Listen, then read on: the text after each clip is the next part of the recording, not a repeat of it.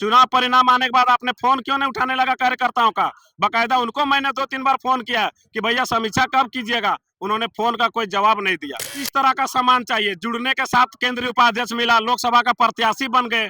हजारीबाग लोकसभा की जनता 1.5 लाख वोट दिया था। उनको तो नेता मान चुका था, उनको लोगों के सुख दुख में रहना चाहिए था, लेकिन उन्होंने परिणाम आते ही लोगों से मुंह मोड़ लिया। जेबी कैसेस संगठन दिनों दिन बिखर रहा है क्या? लोग जैसे-जैसे चुनाव सामने आ रहा है वैसे-वैसे लोग हटते जा रहे हैं और 1-2 विकेट और गिरने वाला है। तो क्या विकेट और गिरने का सिलसिला जारी रहेगा? वे मुद्रा के साथ लड़ेंगे और हम लोग मुद्दा के साथ लड़ेंगे। उनके पास पूरा धन कुबेर है। यहाँ पर लोग अपना पैसा, अपना समय निकाल कर आए हैं, लेकिन उनका जो वहाँ पर अभी 2 किलोमीटर आगे सभा था, वो लोगों को साड़ी, छाता, पैसा दे के उन लोग ला रहा है।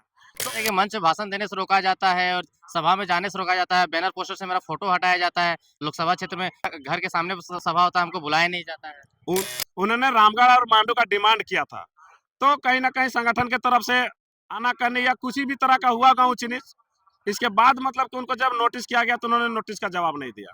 पूर्व विधायिका रामगढ़ की ममता देवी के देवर जी आज जेल कैंप में ज्वाइन किए हैं और उनके आने से संगठन कितना मजबूत महसूस कर रही है। देखिए कहीं ना कहीं जोहार, नमस्कार, आदाब है। हमारे साथ में रामगढ़ जिला के जिला अध्यक्ष है देवानंद कुमार महतो जी, जो कि जेबीकेएसएस के जितने भी कार्यक्रम होते हैं उसमें हमेशा बढ़ चढ़कर हिस्सा लेते हैं और बहुत सारे प्रोग्राम को ऑर्गेनाइज कराते हैं। संगठन को सींचने का काम कर रहे हैं पूरे रामगढ़ जिला स्तर में। किस प्रकार से इन लोग का प्रोग्राम चल रहा है, नहीं चल रहा है, इनसे जुड़ते हैं और बात करते हैं। सबसे पहले स्वागत है देवानंद जी। बहुत बहुत धन्यवाद आपके चैनल के और सभी दर्शकों को भी।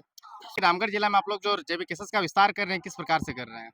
देखिए रामगढ़ जिला में 6 प्रखंड है, 6 प्रखंड का हम लोग सभी जाति समीकरण को मिलाकर मेन विंग, उसके बाद अल्पसंख्यक, उसके बाद अनुसूचित, सभी तरह महिला, युवा, सभी विंग का हम लोग पूरा जिला स्तर पर, प्रखंड स्तर पर कमेटी विस्तार कर रहे हैं। अच्छा, कितना कठिनाई का सामना करना पड़ रहा है, क्योंकि ये आजसू का गढ़ रहा है, कांग्रेस का गढ़ रहा है, जेएलएम तो नई पार्टी है, ताजा तरफ पार्टी है, क्या कितना मुश्किल का सामना करना पड़ रहा है? देखिए एक भी मुश्किल का सामना नहीं करना पड़ रहा है। लोग पूरा अपना जुनून, अपना खर्चा, अपना समय निकाल कर जुड़ने के लिए तैयार है। सब कोई चाह रहा है कि हम जेबीकेएसएस का काम करेंगे और इस बार पूरा रामगढ़ की जनता बदलाव की ओर देख रहा है और इस बार कोई आंसू, कोई कांग्रेस नहीं, इस बार पूरा रामगढ़ जयराममय होने वाला है। आप उसी लोकसभा क्षेत्र से आते हैं जहां पर संजय मेहता ने कुछ ही दिनों पहले इस्तीफा दिया। क्या कारण है कि पार्टी से इस्तीफा दे के चले जाते हैं ऐसे लोग? देखिए कहीं ना कहीं पर संजय मेहता का जो इस्तीफा दिए उनका ये निजी मामला हो सकता है, और जहां तक मुझे केंद्र कमेटी से जानकारी मिला है, उनको पार्टी के अनुशासन समिति की तरफ से 2-3 नोटिस दिया गया था, जो कि उन्होंने नोटिस का जवाब नहीं दिया। उसके बावजूद उनको जब लोकसभा का प्रत्याशी बनाया जा रहा था तो उस मीटिंग में मैं भी मौजूद था, उनको स्पष्ट बोला गया था। और यहाँ तक कि जो फरजान खान है हमारे कमेटी के, जो कि केंद्रीय महासचिव है जो जेबीकेएसएस के, उन्होंने कहा था कि जो लोकसभा लड़ेगा वो विधानसभा नहीं लड़ेगा, लेकिन उन्होंने इस पर सहमति जताया था। उन्होंने साफ बोला था कि मैं लोकसभा लड़ूंगा, उसके बाद विधानसभा नहीं लड़ूंगा। उसके बावजूद मेरे संगठन के द्वारा उनको बरकट्ठा, बरही और हजारीबाग सदर से मेहनत करने के लिए कहा गया, लेकिन उन्होंने मांडू और रामगढ़ का मांग किया, जो कि कदापि क्या ये सच्चाई है कि मांडू और रामगढ़ का मांग कर रहे थे कि हवा हवाई? नहीं, ये सच्चाई है। हमको जानकारी मिला है, ये सच्चाई है। उनसे भेंट होगा तो उनसे आप पूछ लीजिएगा। उन्होंने रामगढ़ और मांडू का डिमांड किया था, तो कहीं ना कहीं संगठन की तरफ से आनाकानी या किसी भी तरह का हुआ ऊंच नीच, इसके बाद मतलब कि उनको जब नोटिस किया गया तो उन्होंने नोटिस का जवाब नहीं दिया। अच्छा, वो कह रहे हैं, आरोप लगा रहे हैं कि पार्टी में लोगों को सम्मान नहीं मिलता है, जो जिस पद के लायक होते हैं उसको सम्मान नहीं मिल पाता है। क्या है इसमें, लोगों को अपमानित किया जाता है क्या? आप ही बताइए उनको किस तरह का सम्मान चाहिए? जुड़ने के साथ केंद्रीय उपाध्यक्ष मिला, लोकसभा का प्रत्याशी बन गए, तो उनको क्या सम्मान चाहिए? एक ही आदमी को सब कुछ दिया जाएगा, ऐसा तो कोई भी संगठन में नहीं है। वो जो भी बोले निराधार बात है। उनको जब फोन किया जाता है वे समय नहीं देते, संगठन के प्रति उनका कोई रुझान नहीं दिखता है। इतना आंदोलन हुआ मांडू में, रामगढ़ में, बड़का गांव में, कहीं पर उसकी उपस्थिति नहीं रहती है, तो उनको किस तरह का मान सम्मान चाहिए? हम लोग दिन रात खटने वाला आदमी, हम लोग देख रहे हैं कि यहाँ पर सबका मान सम्मान है, तो उनको किस तरह का मान सम्मान चाहिए? वो कहते हैं कि मंच भाषण देने से रोका जाता है और सभा में जाने से रोका जाता है, बैनर पोस्टर से मेरा फोटो हटाया जाता है, लोकसभा क्षेत्र में मेरे घर के सामने सभा होता है, हमको बुलाया नहीं जाता है। उनको पूछिएगा कभी भी कि जब लोकसभा का चुनाव बीता तो आपने लोकसभा चुनाव बीतने के बाद आज तक समीक्षा बैठक क्यों नहीं किया? चुनाव परिणाम आने के बाद आपने फोन क्यों नहीं उठाने लगा कार्यकर्ताओं का? बकायदा उनको मैंने 2-3 बार फोन किया कि भैया समीक्षा कब कीजिएगा? उन्होंने फोन का कोई जवाब नहीं दिया।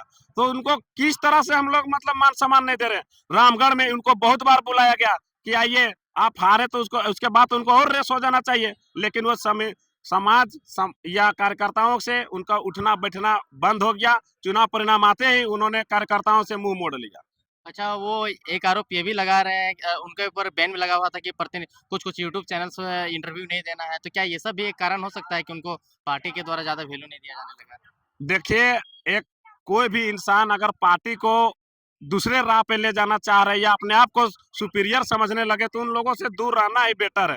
कार्यकर्ता जो ज़मीनी स्तर पर उनको लोकसभा में चंदा देके, समय देके उनको लोगों तक मिलाने का काम किया, वोट दिलाने का काम किया, उनको उन्होंने भूल गए।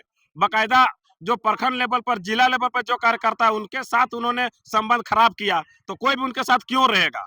उनको तो पूछना चाहिए कि रामगढ़ में क्या स्थिति है? उनको रामगढ़ की जनता, हजारीबाग लोकसभा की जनता 1.5 लाख वोट दिया था। उनको तो नेता मान चुका था, उनको लोगों के सुख दुख में रहना चाहिए था, लेकिन उन्होंने परिणाम आते ही लोगों से मुंह मोड़ लिया। अच्छा, जिला अध्यक्ष जी, आपने संगठन का जिला अध्यक्ष होने के नाते कभी उनसे बात करने का कोशिश किया? क्योंकि हर पार्टी में कुछ ना कुछ विवाद होता है, तो आप लोगों ने इस विवाद को सुलटाने का प्रयास नहीं किया? देखिए, उनसे हर कोई प्रयास किया है। चुनाव परिणाम आने के बाद बाकायदा उनको 2-3 बार हम फ़ोन भी किए हैं। तो बोलेंगे कि फ़ोन नहीं देखे, ये हो गया, कुछ भी बोल देते थे। जब से मेरा 1 महीना हो गया जिलाध्यक्ष बने, उसके बाद उनको कार्यक्रम में विभिन्न जगह पर आंदोलन, हम लोग का कोई भी किसी को न्योता नहीं दिया जाता है। जो भी हम लोग आंदोलन करते हैं तो ग्रुप में मैसेज छोड़ दिया जाता है कि फलना जगह फलना मुद्दा है। हुँ। तो सबको उसी को देख के आता है, किसी को तो यहाँ पर कोई फ़ोन करके नहीं बुलाता है। मेरे जिला अध्यक्ष बनने के बाद अब लोग मुझे फ़ोन कर रहे हैं, नहीं तो इससे पहले हम लोग का जिला लेवल पर, प्रखंड लेवल पर व्हाट्सएप ग्रुप होता था, उसमें मैसेज छोड़ दिया जाता था कि फलना एरिया में किसी का मुसीबत हो गया, उसी को देख के हम लोग सबको जाते थे। अच्छा, जेबी केसस संगठन दिनों-दिन बिखर रहा है क्या? लोग कह रहे हैं, आरोप लगा रहे हैं, विपक्षी लोग चाहे जो भी लोग, कि जैसे-जैसे चुनाव सामने आ रहा है, वैसे-वैसे लोग हटते जा रहे हैं और 1-2 विकेट और गिरने वाला है। तो क्या विकेट और गिरने का सिलसिला जारी रहेगा? देखिए, ये साफ है और आपको स्पष्ट कर देना चाहता हूँ कि जो भी लोग टिकट से इस पार्टी में आ रहे हैं, तो आप भी समझदार हैं, आप भी समझ सकते हैं कि यहाँ पर मान लीजिए रामगढ़ विधानसभा में 30-31 लोग आवेदन किया है, तो किसी एक को ही मिलेगा। तो बाकी जो संगठन के लिए काम करेंगे उसको सबको मिलके जिताने का काम करना। लेकिन अगर सोचेगा कि हमको मिलना चाहिए था, हमको मिलना चाहिए था, ऐसा मुश्किल है। 30 में ज़रूर 1-2 को भागेगा।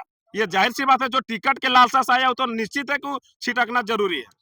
टाइगर जयराम तो स्कॉर्पियो के छत पे करप्शन के खिलाफ दहाड़ते रहते हैं, लेकिन आपके अल्पसंख्यक मोर्चा के अध्यक्ष पाए जाते हैं, भ्रष्टाचार में संलिप्त रंगदारी माँगते हुए नज़र आते हैं, ऐसा खबर भी चलता है। क्या संगठन कैसे काम कर रहा है? आप लोग एक तरफ तो करप्शन फ्री ब करने की बात करते हैं और दूसरी तरफ है कि आपके ही कार्यकर्ता जो है कि करप्शन में संलिप्त पाए जाते हैं। देखिए, जो आपने रिजवान जी का बात बोले हैं अभी आप, जो जो भी उनका पेपर में आया कि मतलब कि वो रिश्वत लेते बालू का, ये पेपर में कोई कुछ भी छपा सकता है। आरोप जब तक सिद्ध नहीं होता तब तक आप आरोपी उसको नहीं कह सकते हैं। अभी जाँच के लिए टीम बनाए थे। उसके ऊपर जांच टीम बना हुआ है 7 सदस्यीय, उनके ऊपर छानबीन हो रहा है। अभी तक मामला मुझे जानकारी नहीं पहुंचा है। अगर जिस दिन मामला साफ हो जाएगा, अगर वो सही में बालू में रंगदारी लेते होंगे तो उनको निष्कासित कर देंगे, और क्या, इससे बड़ी और क्या हो सकती है। जेबी केसस का विधानसभा चुनाव में क्या भविष्य है? कितना सीट एक्वायर करेगी, किंग मेकर बनेगी या 0 सीट लाएगी या क्या होगा? देखिए, जिस तरह से जनता का रुझान है, जिस तरह से जनता अपने आप मतलब आगे आ रही है, लगता है कि अच्छा खासा सीट आएगा, किंग मेकर के रूप में हम लोग आएँगे। लेकिन ये तो अब आगे परिणाम ही तय करेगा कि हम लोग किस ओर जाएँगे। आप जिला अध्यक्ष बनने के लिए क्या क्राइटेरिया होता है? कितना संघर्ष करना पड़ता है या क्या खासियत है? देखिए, इसमें कोई क्राइटेरिया नहीं होता है। सबसे पहली बात कि वहाँ पर आवेदन सबसे माँगा गया था कि जो-जो इच्छुक है जिलाध्यक्ष में आवेदन करिए। 10-15 आवेदन किए गए थे, उसमें कॉलम था कि आप जेबीकेएसएस में कितना दिन से जुड़े, आपने कितना आंदोलन किया है, आपका एजुकेशन क्या है, आपका समाज के बीच में क्या फीडबैक है, आप लोगों के बीच किस तरह से रहते हैं। इस तरह का कुछ-कुछ मापदंड था, जिसमें कि सबसे फिट मुझे पाया गया तो मुझे जिलाध्यक्ष दिया गया। बाकी वैसा किसी भी तरह का संघर्ष नहीं करना पड़ा। 3 साल से जो हम मेहनत कर रहे हैं उसका ही शायद लगता है हमको परिणाम मिला है कि हमको जिला सँभालने के लिए दिया गया है। अच्छा, रामगढ़ विधानसभा क्षेत्र में हमेशा एक खास पार्टी का दबदबा रहा है, तो उस खास पार्टी के दबदबा में आप लोगों को कितना मुश्किल करना पड़ेगा? क्योंकि गाँव-गाँव में जा रहे हैं, बूथ-बूथ में आप लोग के पास बूथ कमिटी नहीं है, पंचायत कमिटी नहीं है, तो सब संगठन बना-बना करके आप लोग जब जा रहे हैं तो मेहनत करना पड़ रहा है, कितना मुश्किल करना पड़ रहा है? देखिए, सही बात है, हर संगठन में जब तक बूथ स्तर तक आदमी नहीं रहेगा तो हम लोग कोई भी चुनाव नहीं जीत पाएँगे। हुँ। अभी केंद्र कमेटी के बाद जिला कमेटी बना, जिला कमेटी के बाद प्रखंड कमेटी सब बन गया है, और कुछ दिन पहले से ही हर पंचायत में लगभग कमेटी बन गया है। अब बूथ स्तर तक हम लोग को जाना है। रही बात यहाँ पर जो गढ़ है वो कोई कोई गढ़ उड़ नहीं होता है। लोग विचारधारा से लोग जुड़ते हैं। वे मुद्रा के साथ लड़ेंगे और हम लोग मुद्दा के साथ लड़ेंगे। उनके पास पूरा धन कुबेर है। आप देखे होंगे कि यहाँ पर अभी जो सभा हो रहा है, यहाँ पर लोग अपना पैसा, अपना समय निकाल कर आए हैं, लेकिन उनका जो वहाँ पर अभी 2 किलोमीटर आगे सभा था, वो लोगों को साड़ी, छाता, पैसा दे के उन लोग ला रहा है। तो कहीं न कहीं हम लोग का जो भीड़ है, खुद का बदौलत आया हुआ है। तो हम लोग इस बार चुनाव में आ रहे हैं, मुद्दा के साथ आ रहे हैं। जो मुद्दा आज तक 20 सालों में उन्होंने नहीं किया है, उन मुद्दों को हम लोग सामने लाएँगे। जो मुद्दा मुख्य रूप से नियोजन नीति का है, स्थानीय नीति का है, उद्योग नीति का है, विस्थापन नीति का है, यहाँ के युवाओं के लिए कोई नीति नहीं, उसको लेकर हम लोग आए हैं। तो निश्चित है कि हम लोग को मतदाता हम लोग की ओर इस बार रुख करने वाली है। पूर्व विधायिका रामगढ़ की ममता देवी के देवर जी आज जेल कैंप में ज्वाइन किए हैं। किस विचारधारा के साथ ज्वाइन किए हैं और उनके आने से संगठन कितना मजबूत महसूस कर रही है? देखिए, कहीं न कहीं उनका पार्टी में स्वागत है। उन्होंने देखा होगा कि वो भी एक युवा है। 5 साल से हेमंत सरकार ने युवाओं को कितना ठगा, वो किसी से छिपा नहीं है। उनकी भाभी खुद विधायक 3 साल रही है। उनको भी पता है कि यहाँ पर युवाओं के लिए कुछ नहीं हुआ है, और जो अभी वर्तमान में विधायक, वो भी हम लोग के लिए कुछ आवाज़ नहीं उठा रही है। तो कहीं न कहीं अमित महतो जो जुड़े हैं, जयराम दास विचारधारा से जुड़े हैं, उनको भी लगा होगा कि युवाओं के लिए कोई भी नीति नहीं है झारखंड में, इसलिए उन्होंने जेबी केसेस का दामन थामा है और उसका कुछ नहीं हो सकता है।